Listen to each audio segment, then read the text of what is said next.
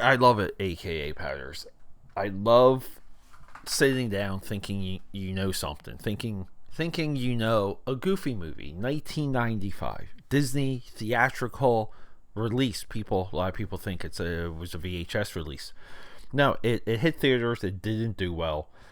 This movie, a staple, a permanent fixation in a lot of 90s families' VHS collections. They would have this stacked underneath the TV console, the VCR stand. But this movie was in kids' rooms. It was everywhere. Some houses, I'm sure, had 2 or 3 of them. You can go to any clearance store, like a thrift shop or just a flea market, and you can still buy this. The VHS is still out there. It's out there in good condition. But a lot of this podcast, and guys, welcome. It's Saturday, it's Sunday, it's animation weekend. A lot of this podcast, a lot of what the Film Buff does, a lot of what I do is you sit down and you watch it. You just watch it.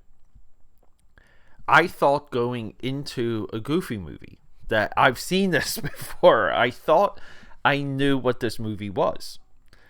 I was clearly wrong. I was so wrong.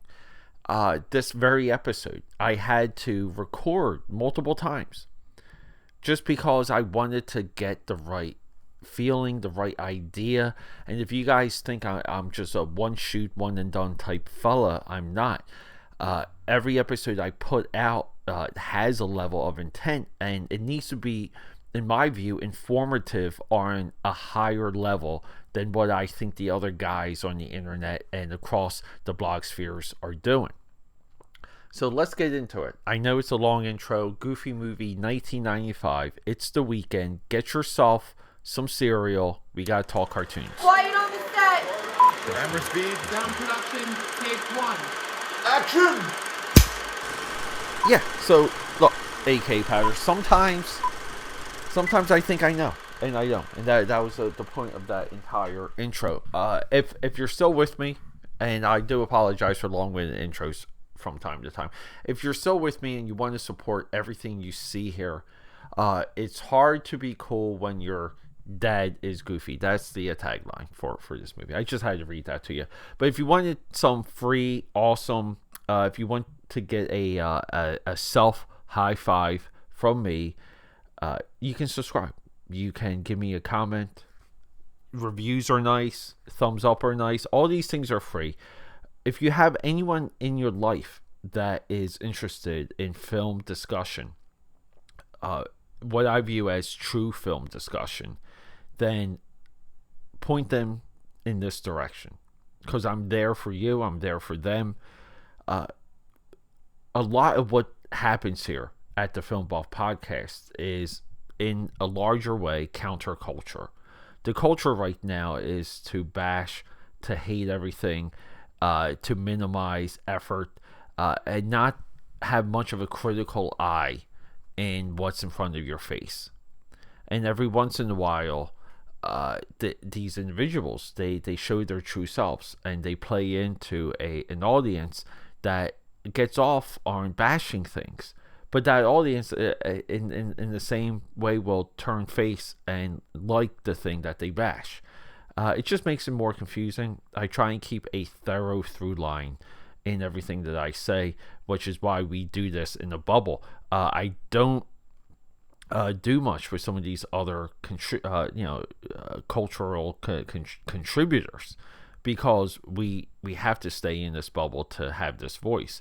The more I collaborate with people or even discuss things with people, that bubble gets compromised. We like where we are right now, so your support makes everything happen. All of our efforts come to fruition with your support, and there's just nothing and endless but free ways to do that. And isn't that awesome? So to continue some of this, if you told me that this was a theatrical release, I would have said you're crazy. There's no way. This was straight to VHS. I was at the time under the impression that this created the straight to VHS empire that Disney, really created, that the rest of the animation world copied. Disney found a vein, and it could have been through the success of this VHS, but they found a vein that if theatrical animation was dwindling, not getting the returns that they want or needed, there was another market, there was another avenue. And Disney, through the 90s and going into the 2000s and through the 2000s, did endless direct to VHS, direct to DVD releases that were sequels to live movies. Some of them were original ideas, some of them were experiments, some of them were reformatted episodes of some of their Saturday morning cartoons and afternoon cartoons. Some things like Gargoyles had their own movie released as a VHS. DuckTales had their own movie released as a VHS. But they found ways, and they found veins, and they found avenues. I would have said that Goofy movie started that, but it started that with intent. It's just incorrect. This was an $18 million, $20 million movie that was cheap for a animated film back during this time, and it roughly made 400 or 40 million. It doubled its money. Very disappointing, huge failure. I have another episode that I don't know if it's going to get released around this time. I don't know if it's going to get, I don't know, because we shoot and we record and we pre-release, and sometimes that scheduling gets played with, but usually when I set a pre-release, it's set in stone. This just helps me manage everything, guys, because it gets very chaotic. We do a lot of content. We put out a lot just because we're crazy and passionate for all of this stuff. But this, in my view, this movie was a attempt to cash in on the male audience, and we've highlighted that before. We highlighted that with Disney's attempts with Treasure Planet, with Atlantis the Lost Empire. In tow, we had Fox. They attempted to do Titan AE. DreamWorks did Road to El Dorado.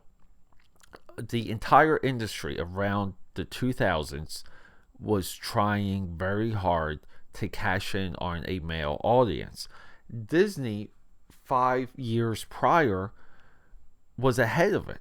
Now, we had successes like Batman the Animated Series from Warner Brothers. That was teenage and young male capture that. We had a lot of young males and young boys watching X-Men the Animated Series, and a lot of the syndicated 90s cartoon series, things like SWAT Cats, Exo Squads, all Mighty Max, all things to sell toy lines, appeal to boys, but to capture the attention.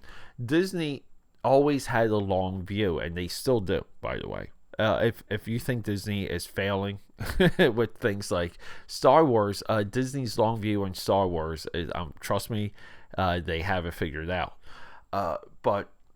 And I'm not saying it's woefully, infinitely entertaining at the time. There are low periods. Star Wars is definitely at a low period right now. But they tried. So this movie stems from Goof Troop. And Goof Troop was roughly an 80 episode series. Also considered a failure, by the way. 80 episodes. That's crazy by today's standards. 80 episodes. They thought they had enough there to do this movie. So the movie comes, and Goofy becomes and then this is a topic of an episode that's coming. Disney had a full court press to capture the male audience back in 95, roughly 8 years ahead of the competition. The failure of this movie isn't the movie itself, because to me this is it's just crazy, it's fun, it's goofy. This is a goofy movie. But we have a push for Max. Max is our teenage surrogate. He's our avatar for the audience. He's frustrated with his father. He has angst. He's trying to date a girl. I believe her name is Roxanne. And the dad is in the way, and they have to do a road trip. he sees his father get manipulated a little bit by Pete. Pete's the villain from the old cartoons. We have a football reference in Goof Troop. I believe it's episode 2 or 3. That's a reference to the two of them playing football. Again, going back to the old cartoons, the old shorts. And it's a lot of Easter eggs. But we have a story about Max and teenage angst and appreciating and loving your parents and understanding that your parents are trying your best, and yes, you are two different people, but you have to come to terms. There's a angst in this movie to me that's equal to American Pie, which came out 4 years later, but also hit that same chord. We have the introduction of entities, and I say entity like Livewire. Livewire is the MC Hammer of the Goofy universe, and there's a whole musical sequence. When I was watching this recently, if you held a gun to my head and asked me if there was a musical sequence in this movie, I would have said it's only at the end. But no, this movie is a musical. There's musical sequences throughout this movie to talk about Roxanne, to talk about the angst of Max, to even talk about Goofy somewhat struggling to be a single father, which is pretty clear when watching this. This movie is for adults by adults. It's for teenagers from the adult mind, from the adult perspective. I think where we are in this, just as a release, and I know Disney is pushing for I believe we're at the 20th or 30th anniversary, and rightfully so, because Disney brought attention back to this. They recently just dropped a documentary too on Disney Plus. They rightfully brought attention back to this movie with that in mind. With that, it's hey, like we were here for you guys back then. All of you teenagers, all the things that made no sense. And when I was watching this, my fiance, she was, yes, we have an age gap. Get over it. We experienced this movie at different times in our lives, and for her, this was a little bit of a mainstay in her household. And she saw this as a Hannah Montana. She saw this as a, Clarissa Explains It All, or Sabrina the Teenage Witch, of these, Raven from Disney, as these, as a young, angsty teenage movie. Now, are the songs good? I believe the songs are good, but a lot of times, what happens with some of these Disney musicals, the music can take you out of it.